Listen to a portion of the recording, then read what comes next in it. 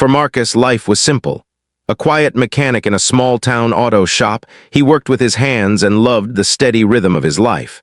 He didn't expect much, and that's exactly how he liked it. The garage had been his home for over a decade. Grease under his nails, the hum of engines in the background, and the familiar faces of loyal customers who trusted him with their cars. Every day felt the same, but in the best way possible. It was comfortable, safe, predictable. But that morning something felt different.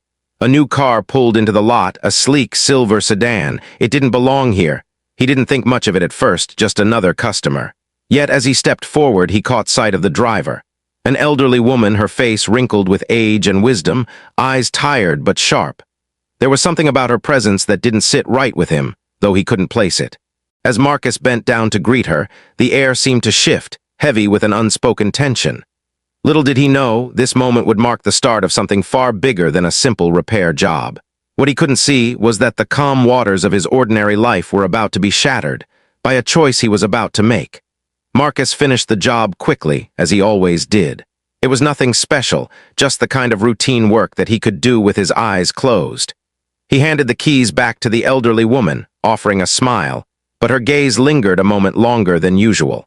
Something about the way she looked at him made him uneasy, but he brushed it off as nothing. The sound of footsteps interrupted his thoughts. Gavin, the assistant mechanic, appeared at his side. "Hey, Marcus," he said, his voice a little too serious. "Can you come to the back for a sec? We need to talk." Marcus followed him without hesitation, assuming it was a simple work-related question. But as they walked to the back of the garage, he noticed the change in the atmosphere. Rob, the foreman, was already standing there, his arms crossed, his face hard. It was the kind of expression that told Marcus something was off. Something was wrong. "Yeah, what's up?" Marcus asked, trying to sound casual. Gavin hesitated before speaking. "We need to talk about that woman." "What about her?" Marcus asked, confused. "You didn't know, did you?" Rob said, his voice tight. "Who she is?" Marcus blinked, still not understanding. "She's just a customer." Rob looked at him, his gaze cold. "No, man, she's not just any customer. She's the owner's mother." The words hit Marcus like a slap to the face. "What? No way, I didn't know that." "You should have known," Gavin added, his voice almost accusing. "You can't just help people like that around here, not in this shop." Marcus stared at them, his mind racing. He didn't understand what was happening. He had just done his job, nothing more. He had helped a customer, something he did every day. Why was this different? "You need to be more careful about who you're helping," Rob said, his tone dismissive. "You don't want to make waves around here. People talk. The wrong people talk." Marcus's stomach twisted with confusion and frustration. "What's that supposed to mean?" Rob stepped forward, his voice lowering. "It means we've got to play by the rules, Marcus. You can't just go helping people without thinking about the consequences." The weight of the conversation settled on Marcus like a stone. He could feel the tension in the room, but he couldn't quite understand why it was there. He had done nothing wrong. He had been polite, helpful, and professional. So why was this even a conversation? Before Marcus could respond, the door to the back office opened, and Mr. Carter, the shop owner, walked in. His expression was unreadable. "What's going on here?" he asked, looking between Marcus and the two other men. "I was just telling Marcus about the situation," Rob said, his voice forced casual. "You know, the customer he helped, she's—" "I know who she is," Mr. Carter interrupted, cutting him off. He looked directly at Marcus.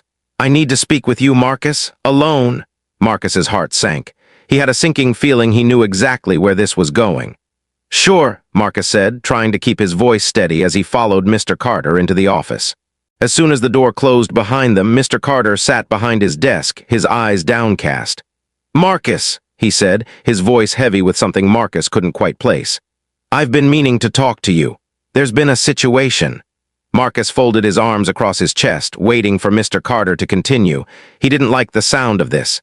"It's about the woman you helped," Mr. Carter began, his words slow and deliberate. "She's not just any customer, she's my mother, and you're not supposed to be helping people like her." Marcus felt his blood run cold. He had heard whispers over the years about how things worked around here. He had always tried to ignore them, to focus on his work and keep his head down. But now it seemed like those whispers were coming to life, and the truth was uglier than he could have imagined. "I don't understand," Marcus said, his voice tight with frustration. "What's the big deal? She came in for a repair and I helped her. That's what I do, I'm a mechanic." "I know," Mr. Carter said, his voice almost apologetic. But you don't understand, people like her. They don't just come here for a service. They come here because they have power. And when you help them, it causes problems. Marcus's mind was spinning. What are you saying? Are you telling me I'm not supposed to help people because of who they are? Mr. Carter's eyes flicked toward the door, then back to Marcus. That's exactly what I'm saying. You don't understand how these things work. You're not from around here. You don't know how delicate things are. It felt like the ground was shifting beneath Marcus's feet. This wasn't about his job, his skills, or his work ethic. This was about something deeper, something that had nothing to do with him personally and everything to do with the color of his skin. I've been in this business for years, Marcus, Mr. Carter continued, his voice almost apologetic. I didn't want it to happen this way, but it's not just about you, it's about the business, the way things have to be. Marcus stood there numb as the full weight of what was happening sank in. He wasn't being fired for being a bad mechanic. He wasn't being fired for his work ethic. He was being fired for one simple reason: he was black. And in that moment, everything about the world he had known seemed to shatter. He wasn't just losing his job, he was losing his place in the world he thought he had built. He was being reminded, in the most painful way possible, of his place in a system that didn't care about his abilities or his worth. Marcus, I'm sorry, Mr. Carter said, his voice almost a whisper. But this is bigger than both of us. The door to the office swung open, and Rob and Gavin stepped inside, their faces grim. Marcus didn't say a word as they stood there, staring at him. He didn't need to, he knew what was coming. Marcus, Mr. Carter said again, his voice steady now, I'm afraid we're going to have to let you go. Marcus's body froze. The words hit him like a physical blow, the kind that left you gasping for air. He hadn't expected it to come so quickly. He hadn't expected to lose everything in an instant. But as Mr. Carter's words sank in, he realized there was no escaping it. His job, the life he had built, the sense of purpose he had found in the garage, it was all gone, just like that. For a moment he couldn't speak. His mind raced, trying to comprehend what had just happened. He had always been the one who worked hard, who showed up early and stayed late, who made sure everything was running smoothly.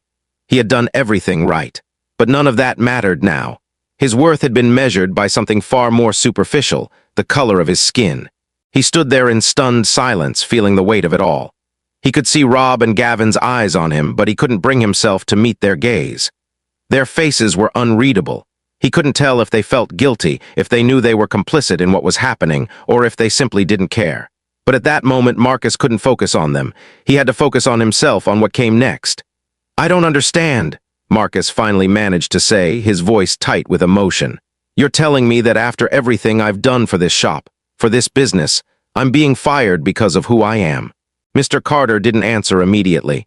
He looked down at the desk, his fingers tapping nervously on the surface. Marcus, I didn't want this. You've been a good worker. Hell, you've been one of the best we've ever had. But this situation, it's complicated and it's bigger than just you and me. Marcus clenched his fists, fighting back the surge of anger threatening to overtake him. So that's it. I'm just supposed to accept it. You're firing me because of some unwritten rule, some nonsense about power and status. Mr. Carter met his eyes, but there was no apology in his gaze, no understanding. I'm not asking you to accept it. I'm just telling you the truth. Things like this, they happen all the time, but people don't talk about it. You just go along with it. That's how it works. That's how it works, Marcus repeated, his voice rising. That's how it works. You fire me because you're afraid of what people might think, because you don't want to ruffle feathers. Is that really what this is about? Mr. Carter's silence spoke volumes. The words that followed, though, were the ones that would stay with Marcus forever. It's about survival, Marcus. It's about doing what's necessary to keep things running. People like me, people like my family, have a lot at stake. If we start changing the rules now, if we start giving people like you a seat at the table, everything could fall apart. Marcus felt his heart hammer in his chest. The words felt like a slap, an indictment not just of him, but of everyone who had ever been told they didn't belong. He wasn't just being fired. He was being told that the system he had worked in for so long, the system he had trusted, was rigged against him from the start. He was being told that his existence was a threat to a structure that had always been designed to keep people like him in their place. He took a step back, trying to steady his breathing, but it wasn't enough. The anger he felt, anger at Mr. Carter, at Rob, at Gavin, at the system itself, was overwhelming. But it wasn't just anger. It was a feeling of helplessness, a feeling that this was bigger than anything he could fight alone. He had been pushed out, excluded, forced to confront a truth that he had never been able to fully grasp before. And then, as the weight of it all settled in, Marcus realized something. He wasn't going to let this define him. He wasn't going to let the cruelty of this moment be the final word. He wasn't going to let them win. "I don't know what you want me to say," Marcus said, his voice quieter now but no less intense. "But I won't stand by and let this happen, not anymore."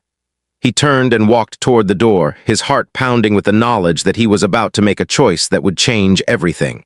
He didn't know where that choice would lead him, but he knew one thing for sure. He wasn't going to let the system that had betrayed him go unchallenged. As he stepped out of the office, the silence of the garage felt deafening. Gavin and Rob were still standing there, but they didn't speak. They didn't offer any words of comfort, any sign of solidarity. Instead, they just watched him, their faces unreadable. Marcus walked to the front door, his mind racing with 1,000 thoughts.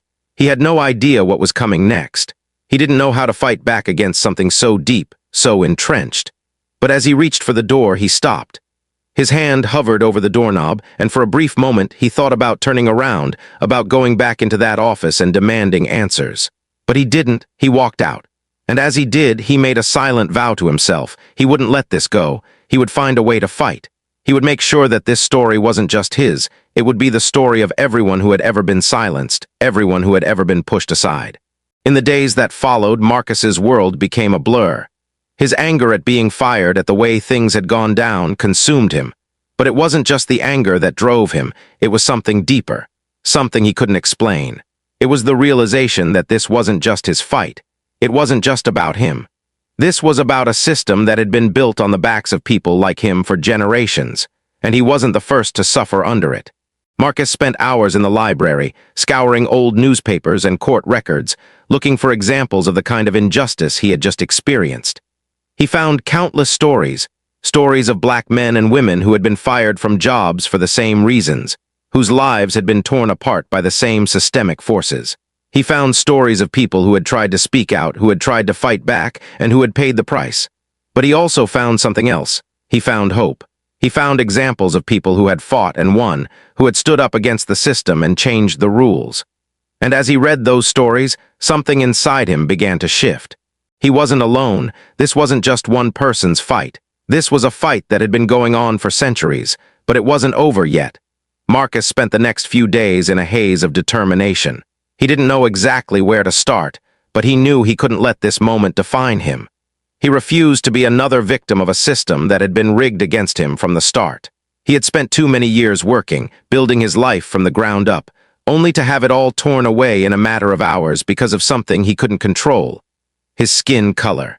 But in the quiet moments, when the anger started to ebb and the adrenaline wore off, Marcus began to realize something. This wasn't just about him. This wasn't just about his job, his livelihood. It was about something much bigger. A system that had been in place for centuries, built on the backs of people like him, people who had been pushed aside, ignored, and erased.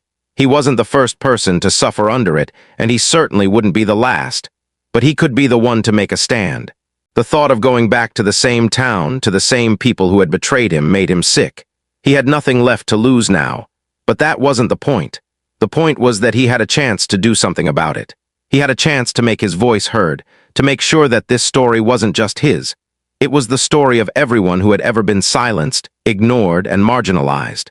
Marcus decided to start by reaching out to the people who had been closest to him in the garage.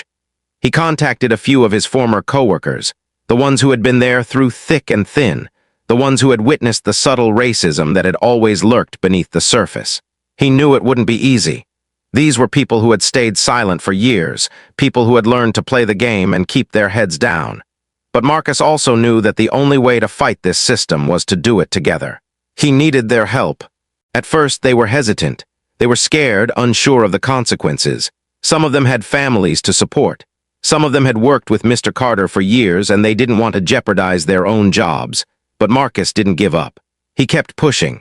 He kept explaining that this wasn't just about one person or one job. It was about the system, about a network of people who had been exploiting others for far too long.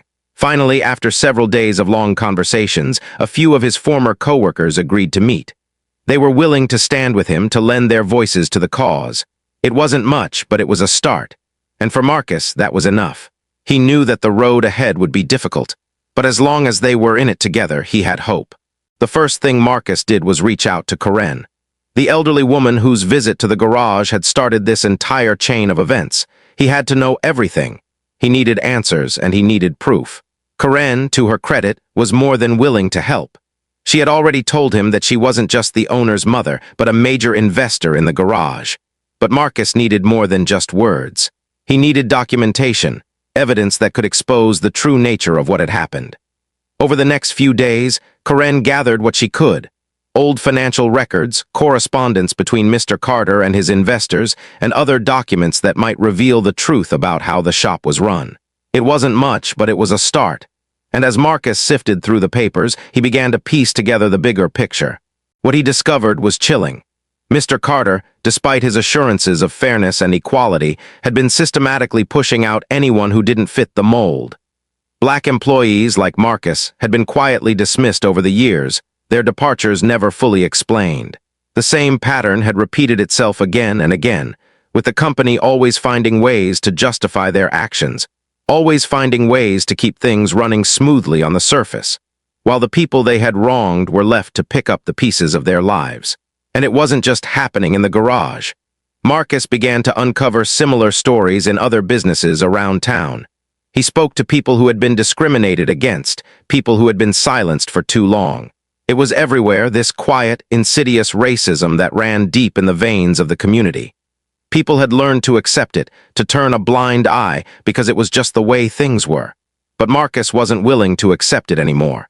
The more Marcus learned, the more he realized the scale of the problem. This wasn't just about a single incident or a single garage. This was about a system that had been built to protect the powerful and silence the weak. It was a system that had been in place for far too long, and it wasn't going to change unless people like him stood up and fought back. He knew he couldn't do it alone. He couldn't take down a system this entrenched by himself. But what he could do was speak out, raise awareness, and bring attention to the injustice that was happening. He could show the world that it wasn't just a few bad actors. It was a problem that ran deep, that affected everyone everywhere. Marcus began to speak to community leaders, activists, and others who had been working to bring change to the town for years. He shared the evidence he had gathered, told them his story, and asked for their help. At first, the response was mixed. Some people were afraid to speak out, afraid of the backlash they might face. But others were more than willing to join him, to lend their voices to the cause. Slowly but surely, the movement began to grow. What had started as a small, personal fight had blossomed into something much bigger. People who had been silent for years were now speaking up, sharing their own stories of discrimination and injustice. People who had been afraid to challenge the status quo were now finding the courage to stand together. But it wasn't easy. The fight was long and hard. There were setbacks, and there were moments when it seemed like nothing was changing. Marcus often found himself questioning whether it was all worth it, whether he could really make a difference. But every time he felt like giving up, he remembered what had happened to him, and he remembered that this wasn't just his fight. It was the fight of everyone who had ever been told they didn't belong, everyone who had ever been pushed aside and forgotten. And as the movement gained momentum, Marcus began to see the cracks in the system. The people who had once been in power, people like Mr. Carter, began to feel the pressure. The quiet, insidious racism that had existed for so long was no longer something they could ignore. The truth was coming to light, and it wasn't going away. The pressure was mounting, and Marcus could feel it. The longer he fought, the more the weight of the struggle pressed down on him. Every day felt like an uphill battle. The more he exposed, the more people seemed to try and cover it up. But Marcus wasn't deterred. The truth had begun to ripple through the town, and he could see that change was possible. It wasn't going to happen overnight, but the tide was turning. As the movement grew, so did the opposition. People like Mr. Carter, the ones who had the most to lose, began to fight back in ways that were just as subtle as they were insidious. The town's wealthy elite, the ones who had always controlled the narrative, began to tighten their grip. They started to use their influence to intimidate the local media, to downplay the growing public outcry. The more Marcus's story spread, the more they tried to push it back into the shadows. It wasn't just the big players that were trying to shut him down. Even the people who had supported him, the ones who had joined his cause, began to feel the heat. There were threats, veiled and direct. People lost jobs, had their reputations tarnished, and faced retaliation for standing up. Marcus knew he wasn't the only one being targeted, but every time he saw someone else take a hit for the cause, his resolve grew stronger. One of the most difficult moments came when Marcus received a phone call late one night. It was Karen, and her voice was shaky, a stark contrast to the calm, measured tone she usually carried. "They're coming for me, Marcus," she said, her words laced with fear. "I've been contacted by some of the investors. They want me to back off. They want me to stay quiet. They're threatening to pull their support for the garage. If I don't stop helping you, they'll destroy everything." Marcus's heart sank. The battle he had started, the one he thought was his alone to fight, was now threatening the woman who had helped him find his voice in the first place. She had never signed up for this kind of war. She was a part of the establishment, the very system that had been complicit in Marcus's suffering. But she had chosen to help him, and now she was facing the consequences. "You don't have to do this," Marcus said, his voice urgent. "You don't have to be part of this fight. I'm not asking you to risk everything for me." "I can't just walk away, Marcus," Karen replied, her voice breaking. "I've seen too much now. I've seen what's been happening, and I can't let them get away with it. If I walk away, then I'm just as guilty as they are." Marcus didn't know what to say. He understood her fear. He felt it every day, living in the shadow of the system that sought to crush anyone who dared challenge it. But at the same time, he couldn't bear the thought of her losing everything because of him. "Just be careful," Marcus said, his voice thick with emotion. "We're in this together now, Karen. We can't turn back." The conversation ended on a quiet note, both of them uncertain of what the future would hold. Marcus hung up the phone and sat in silence for a long time. The weight of everything he had uncovered, everything he had fought for, pressed down on him. He couldn't stop now. He couldn't let fear make him retreat. But he also knew that this fight was bigger than one man, bigger than one town. This was a fight for the people who had been left behind for far too long. As the weeks went by, the pressure didn't let up. The media coverage grew, and so did the scrutiny. The garage was under investigation. There were protests in the streets, town hall meetings where people spoke out against the entrenched racism that had taken hold of the community for generations. Marcus became a symbol, both for the fight for racial justice and for the courage it took to speak out when everyone else was too afraid. Finally, the day came when things came to a head. The garage was forced to make a public statement. Mr. Carter, once so confident in his ability to control the narrative, now found himself backed into a corner. Under pressure from the public, from Karen's involvement, and from the growing movement, he was forced to apologize. The company promised to address its discriminatory practices and pledged to do better. It was a small victory, but it was a victory nonetheless. For Marcus, it was bittersweet. He had won, but the battle wasn't over. It wasn't enough to simply hold one person accountable or to make one company apologize. The change he sought went far deeper than that. It was a shift in the culture, in the mindset of the people who had enabled the system to continue for so long. That was the real fight. And while Marcus had made a difference, he knew that the fight for true racial justice was far from over. The victory felt hollow, not because it hadn't been earned, but because it wasn't complete. One apology, one statement, it didn't change everything. But it was a start. As Marcus stood in front of the crowd at the rally, watching as the crowd cheered for what they had accomplished, he felt a sense of pride, but also of responsibility. He knew that this moment was just the beginning. He had fought for something bigger than himself. But the real question was, would the world listen? Would the fight continue, or would it be swept back under the rug, just like so many others? As the crowd began to disperse, Marcus found himself standing alone for a moment, reflecting on how far he had come. It hadn't been easy. He had lost a lot along the way, his job, his sense of security, the life he had known. But in the end, he had gained something much more important, his voice, his agency, and the knowledge that he wasn't alone. The fight was far from over, but he was ready for whatever came next. Marcus stood in front of the protesters, watching the sea of signs and the energy in the air. The fight had taken its toll on him, but it was also making him stronger. Every single person out there had a voice now, and every voice mattered. He had faced down the powers that tried to silence him and walked away victorious. But there was still much more to be done. As the crowd cheered, his eyes scanned the faces around him, determination, anger, but also hope. This wasn't the end. It was a beginning. He felt a mix of emotions, exhaustion, relief, and a burning resolve. The road ahead would be difficult, but now he was no longer fighting alone. Standing alone in the crowd, Marcus looked around at the people who had joined him in this fight. His heart swelled with pride as he saw the solidarity forming in this small community. The road ahead was unclear, but he had seen the power of collective action, and he knew this fight was far from over. He had ignited something larger than himself. His vision for a world of fairness, where people weren't judged by the color of their skin, but by their character and work ethic, felt possible.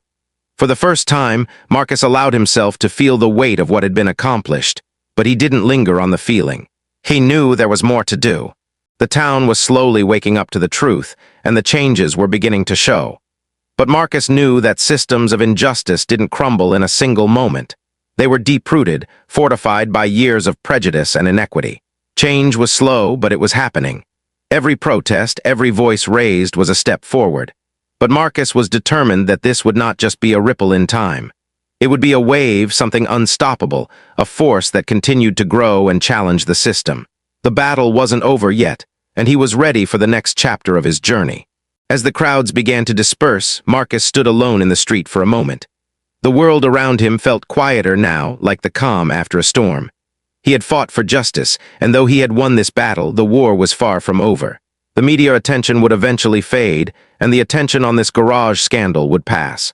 But for Marcus, the fight for justice and equality was just beginning. This victory, small as it seemed in the grand scope of things, had lit a fire in him, a fire that would not be easily extinguished. As he took a deep breath and looked out across the empty street, Marcus knew that no matter what came next, he would face it with the same courage he had shown in the garage. The personal cost of this fight was great. Marcus had lost so much along the way, his job, his sense of stability, his place in a system he thought he understood. But he had also gained something invaluable, his voice, his agency, his ability to stand up and speak out when others had stayed silent. He had made an impact, not just for himself, but for countless others who had been told they didn't matter. He would never forget what had happened in that garage, but he also knew that he couldn't allow the pain of that moment to define him. He had found his purpose, and that purpose was greater than any job, any setback, or any challenge he had faced. It was about justice, and it was about making sure that no one else had to endure what he had gone through. With his head held high, Marcus began to walk away from the protests. The noise of the crowd faded behind him, but the sense of purpose in his steps only grew stronger. He wasn't walking away from the fight, he was walking toward it. Toward the future he had fought for, toward the people who were willing to fight alongside him. He had lost his job, his security, but he had gained something even more powerful: hope. Hope for change, for a world where people didn't have to be afraid of standing up for what was right. And as he walked, the horizon ahead of him felt clearer, his path more defined. The sun was setting as Marcus continued down the street, the weight of the day still heavy on his shoulders, but his steps were steady. He knew that the future was uncertain, but he was no longer afraid. He had faced the system head-on, and while he had not won every battle, he had proven that resistance was possible.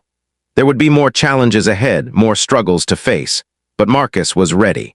He had become a symbol of resistance, and now it was time to keep pushing forward. The fight for justice was long, but Marcus knew that as long as he kept moving, as long as he kept fighting, the change he hoped for was within reach. As he walked toward the horizon, his silhouette framed by the fading light of the day, Marcus understood that this was not the end. It was only the beginning. The challenges he had faced and overcome had shaped him into something stronger. He was no longer the quiet mechanic in the small-town garage. He was a man on a mission. And as he looked ahead, he felt something he hadn't felt in a long time: hope. The world was changing, and he would be part of that change. His fight was far from over, but it was now a fight he was ready for. He would face the future with the same courage that had brought him this far, and he would never look back. With each step, Marcus felt more determined. He had taken his pain and used it as fuel for a greater purpose. He had turned his sorrow into strength, and his struggle into a movement that would continue long after the protests had ended.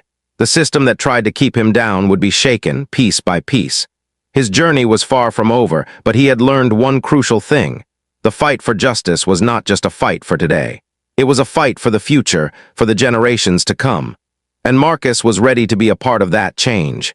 As Marcus walked through the streets, he passed by familiar faces. Some people nodded at him with quiet respect, while others kept their eyes averted, unsure of what to say.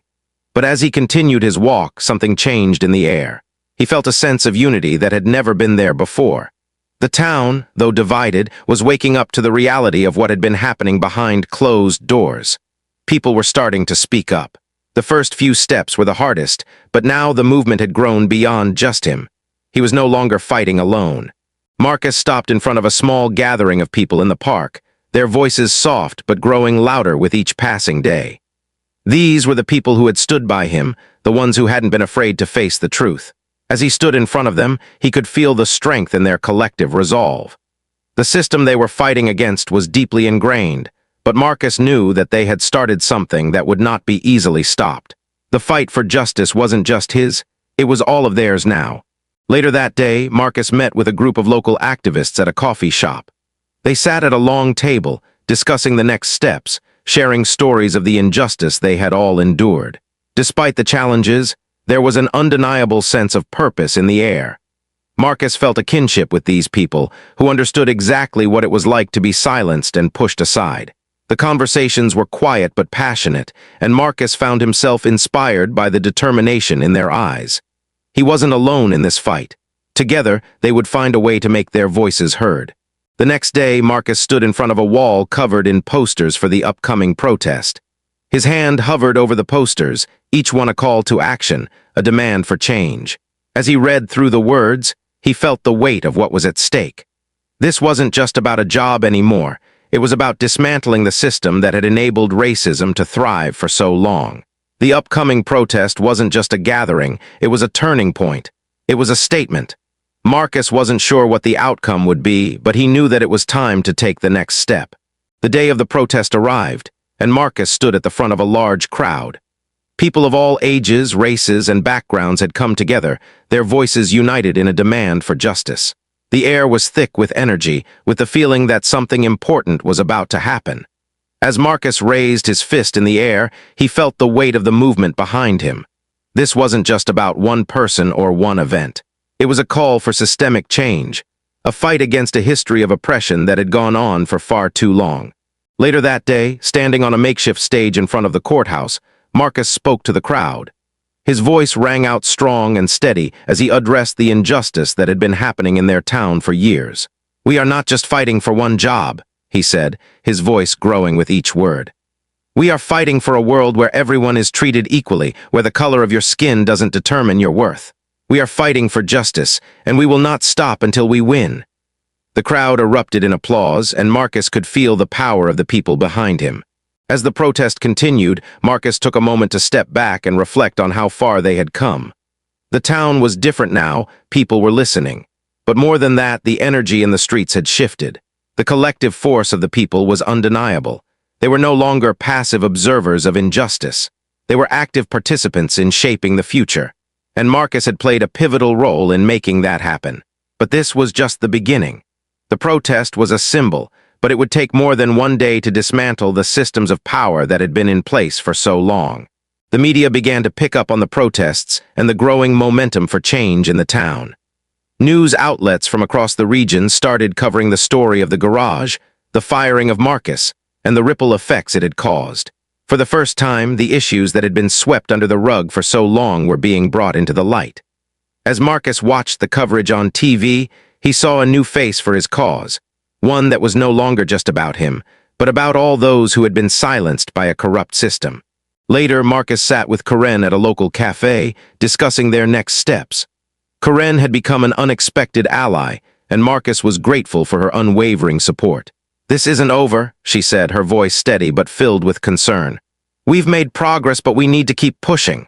Marcus nodded. He knew she was right. This wasn't a battle that could be won in a day or a week. It would take time, but they were building something that couldn't be easily destroyed. The system had been in place for decades, but now there was a crack in the foundation, and Marcus was determined to make it grow. A few weeks later, Marcus returned to the garage, this time not as an employee, but as someone with a cause. He walked through the front door, the familiar sounds of the workshop echoing in his ears. The place felt different now, like a battleground that he had fought and won on. But even in this small, gritty space, the impact of his fight for justice was felt. Marcus took a moment to look around, remembering how he had once walked these floors, thinking everything was predictable. Now nothing would ever be the same. The fight wasn't just personal anymore, it was for everyone who had been mistreated. As he stepped back outside into the bright sunlight, Marcus looked up at the sky, filled with a sense of clarity. The journey ahead would be long and the road would be difficult. But for the first time, he felt truly empowered. He had fought for something bigger than himself, and though the struggle wasn't over, he had become a symbol for the change he wished to see. The battle for racial justice was far from over, but now Marcus knew something he hadn't before. The fight was worth it, and no matter how long it took, he would continue to fight until the world was a better place for everyone.